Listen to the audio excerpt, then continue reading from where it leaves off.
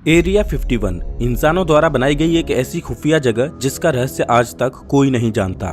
Area 51 बदनाम है UFO sightings के लिए। ऐसा माना जाता है कि एरिया 51 वो खुफिया जगह है जहां पर दूसरी दुनिया से आए जीवों के साथ मिलकर फ्यूचरिस्टिक टेक्नोलॉजी पर काम किया जाता है। वहां पर एलियंस के ऊपर परीक्षण किया जाता है। दुनिया भर में मशहूर एरिया 51 दुनिया की उन खुफिया जगहों में से एक है जहां इंसान तो छोड़ो कोई परिंदा भी पैर नहीं मार सकता। अगर किसी ने एरिया 51 में घुसने की कोशिश की तो उसको शूट करने के साफ साफ ऑर्डर्स मिले हैं। यूएस गवर्नमेंट नहीं चाहती कि एरिया 51 का रहस्य दुनिया के सामने आए, लेकिन सवाल ये है कि सरकार एरिया 51 के रहस्यों को दुनिया से आखिर क्यों छुपा रही है। ऐसा क्या है एरिया 51 के अंदर जिसको इतनी सुरक्षा की जरूरत है कि वहाँ परिंदा भी पैर नहीं मार सकता। क्या वास्तव में एरिया 51 के अंदर एलियंस के ऊपर परीक्षण किया जाता है या असली सच कुछ और है।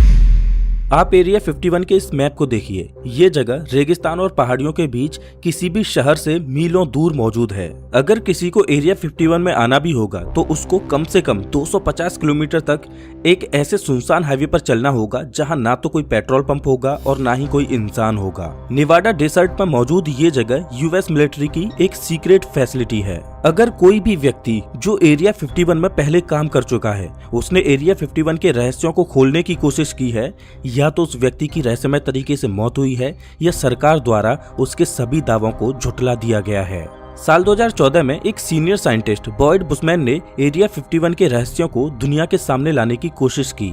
उन्होंने बताया कि वो एरिया 51 में एलियंस के साथ मिलकर काम कर चुके हैं।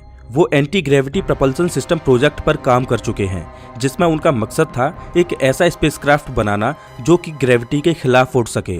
बुशमैन ने अपनी बातों को साबित करने के लिए कुछ तथ्य रखे।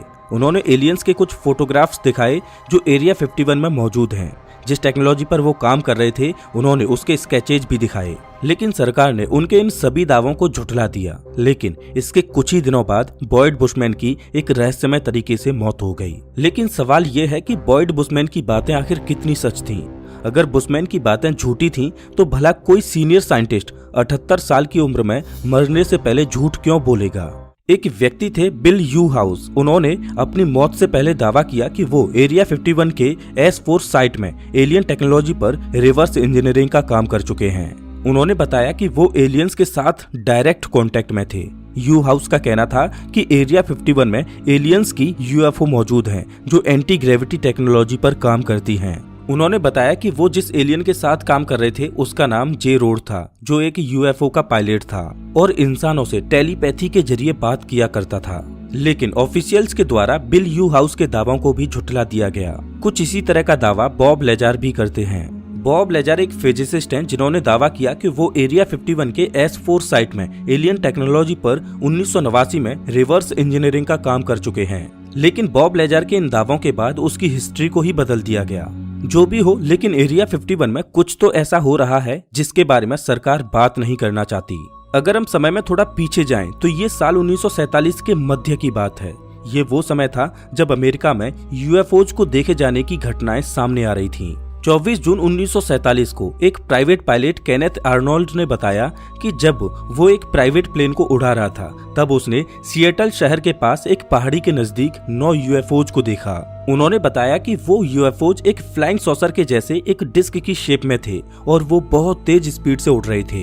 ये यूएफओज को देखे जाने की इतिहास की सबसे पहली घटना थी। इस घटना के करीब 2 हफ्तों के बाद न्यू मैक्सिको में रॉसवेल के पास एक किसान मैक ब्रेजल ने यूएस मिलिट्री को इन्फॉर्म किया कि उसके खेतों में किसी अनजान चीज का मलबा पड़ा है। जेसी मार्शल, जो रॉसवेल आर्मी एयरफील्ड में एक इंटेलिजेंस ऑफिसर थे, वो घटना स्थल पर पहुंचे और वहां जाकर वो उस मलबे को समेटकर वापस RAAF के बेस में ले आए। इसके बाद यूएस मिलिट्री एक प्रेस रिलीज करती है जिसमें अगले ही दिन यानी 8 जुलाई 1947 को न्यूज़पेपर में खबर आती है कि रॉसवेल आर्मी एयरफील्ड ने एक फ्लाइंग सॉसर यानी उड़न तस्तरी का मलबा रिकवर किया है। RAAF ने बताया कि तेज तूफान के चलते वहां पर एक उड़न तस्तरी क्रैश हुई है।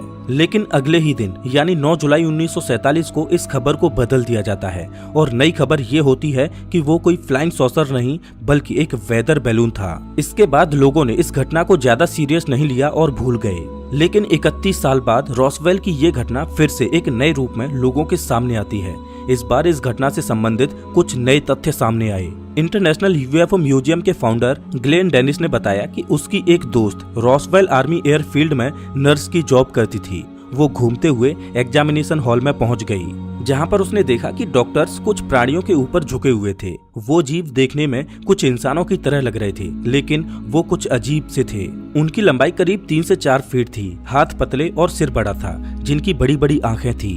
यूएफओ खोजकर्ताओं का मानना था कि उस दिन रॉसवेल आर्मी एयरफील्ड ने सिर्फ यूएफओ के मलबे को ही रिकवर नहीं किया था, बल्कि उन्हें वहां पर एलियंस की डेड बॉडीज भी मिली थी। उसके बाद रॉसवेल आर्मी एयरफील्ड ने उस मलबे और डेड बॉडीज को एरिया 51 में भिजवा दिया। साल 1978 में न्यूक्लियर फिजिसिस्ट और यूएफओ रिसर्चर स्टैंटन फ्रेडमैन ने जेसी मार्शल का इंटरव्यू लिया, जो उस मलबे को क्रैश साइट से उठाकर लाए थे। जेसी मार्शल ने इंटरव्यू में बताया कि वो मलबा इस धरती का बिल्कुल भी नहीं लग रहा था। वो एक पन्नी की तरह पतला था, लेकिन मजबूत इतना कि उसे मोड़ा नहीं जा सकता था।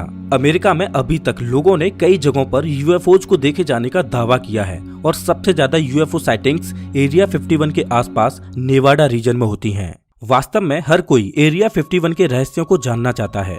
लोग इस जगह को परग्रही जीवों से जोड़कर देखते हैं, लेकिन क्या हो कि ये सब एक प्रोपोगेंडा हो, एक छलावा हो? क्या हो कि यूएस गवर्नमेंट वास्तव में ये चाहती हो कि आप ये मानते रहो कि एरिया 51 में एलियंस के साथ शोध किया जाता है?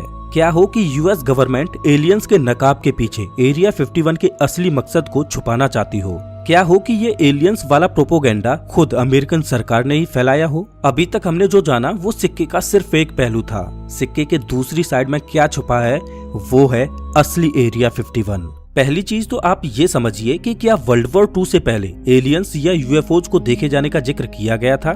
नहीं ना। जैसा कि अभी मैंने आपको बताया कि 24 जून 1947 को सबसे पहली बार यूएफओज को देखा गया था। इससे पहले यूएफओज को कोई जानता भी नहीं था, और इसके बाद यूएफओज को देखे जाने की घटनाएं आम हो गईं। आखिर वर्ल्ड वॉर 2 से पहले एलियंस कहाँ थे, और क्या एलियंस को पूरी पृथ्वी पर सिर्फ अमेरिका ही पसंद है? मैं जो कहना चाह रहा हूँ आप वीडियो में आगे समझ जाओगे। हिरोशिमा और नागासाकी पर एटॉमिक बॉम्ब डालकर अमेरिका ने वर्ल्ड वॉर 2 को तो खत्म कर दिया, लेकिन इससे यूएस और सोवियत यूनियन के बीच तनाव बढ़ गया, क्योंकि दोनों की ही आइडियोलॉजी बिल्कुल अलग थी। इस तनाव की वजह से यूएस और सोवियत यूनियन के बीच कोल्ड वॉर शुरू हो गया। दोनों ही देश अपने अपने हथियारों को मजबूत बनाने में लग गए, और दोनों ही देश एक दूसरे पर जासूसी करने लगे। अमेरिका चाहता था कि वो ऐसे हवाई जहाज बनाए जो सोवियत यूनियन पर नजर रख सके और उसकी जासूसी कर सके, लेकिन अमेरिका ये भी चाहता था कि ऐसे स्पाई जहाजों के बारे में किसी को पता भी ना चले। इस वजह से स्पाई जहाजों को बनाने और उन्हें टेस्ट करने के लिए अमेरिका को एक ऐसी सीक्रेट जगह की जरूरत थी जो आम इंसानों की पहुंच से दूर हो, और जहां पर सोवियत यूनियन उनकी जासूसी ना कर सके।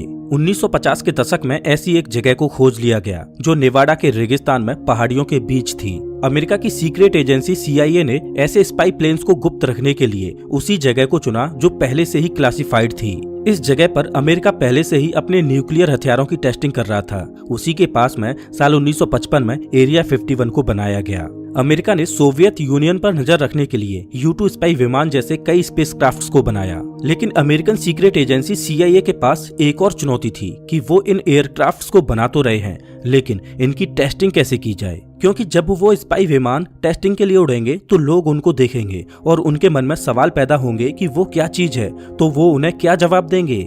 इसलिए CIA ने इन चीजों को एलियंस और यूएफओज से जोड़ दिया। लोग आए दिन यूएफओज को देखे जाने का दावा करते जा रहे थे, और इधर CIA अपने सीक्रेट ऑपरेशंस को परफॉर्म करता जा रहा था। दरअसल अमेरिका का डर था कि कहीं सोवियत यूनियन उन पर कोई एटॉमिक हमला ना कर दे। इस वजह से अमेरिका ऐसे एयरक्राफ्ट को बनाने में लगा था जो हाई एल्टीट्यूड पर तेज रफ्तार से उड़ सकें, और वो किसी भी रडार की पकड़ में ना आए, और ना ही उन्हें एंटी स्पेसक्राफ्ट मिसाइल से मारा जा सके। यह है अमेरिका का U-2 स्पाई प्लेन, जो कि अमेरिका का सबसे इम्पोर्टेंट जासूसी जहाज था। इस विमान से अमेरिका ने कुछ सालों तक सोवियत यूनियन पर सफलतापूर्वक जासूसी की, लेकिन 1 मई 1960 को सोवियत यूनियन ने अमेरिका के एक U-2 विमान को मिसाइल से मार गिराया। इसके बाद अमेरिका ने U-2 विमान से भी तेज चलने वाले और उससे ज्यादा ऊंचाई पर उड़ने वाले विमान को बनाया, जिसका नाम था लॉकहीड SR-71 ब्लैकबर्ड। अब आप ही बताइए कि दो बड़े देशों के बीच तनाव का माहौल है, और इस बात का डर है कि कहीं उन पर एटॉमिक हमला ना हो जाए, और एटॉमिक हमले के डर से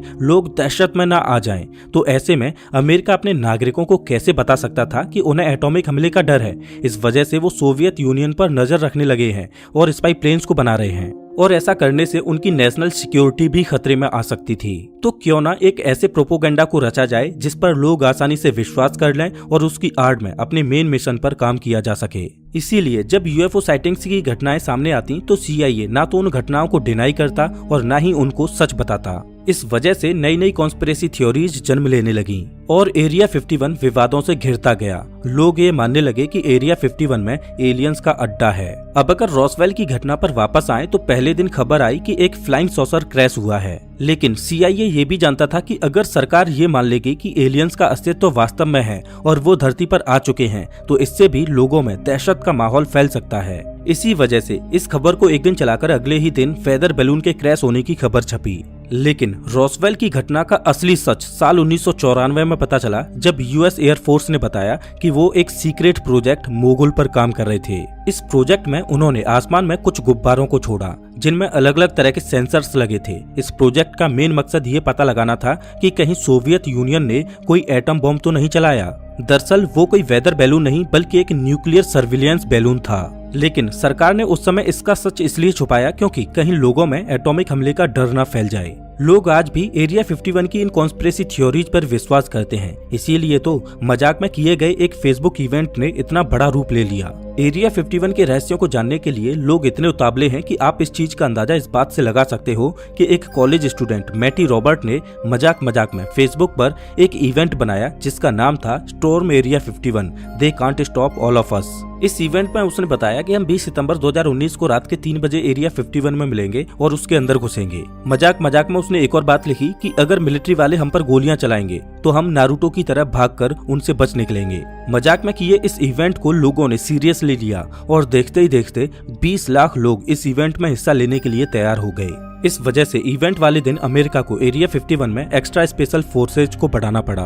लेकिन अच्छी बात ये रही कि उस इवेंट में कुछ ही हजार लोग आए जिन्होंने एरिया 51 में घुसने की बजाय बाहर ही शांतिपूर्वक म्यूजिक पार्टी की और इस पार्टी की थीम थी एलियन स्टॉक। आज भी अमेरिका एरिया 51 में हाईटेक विमानों और हथियारों की टेस्टिंग करता है, तो इतनी सीक्रेट फैसिलिटी में किसी का भी जाना बैन तो होगा ही।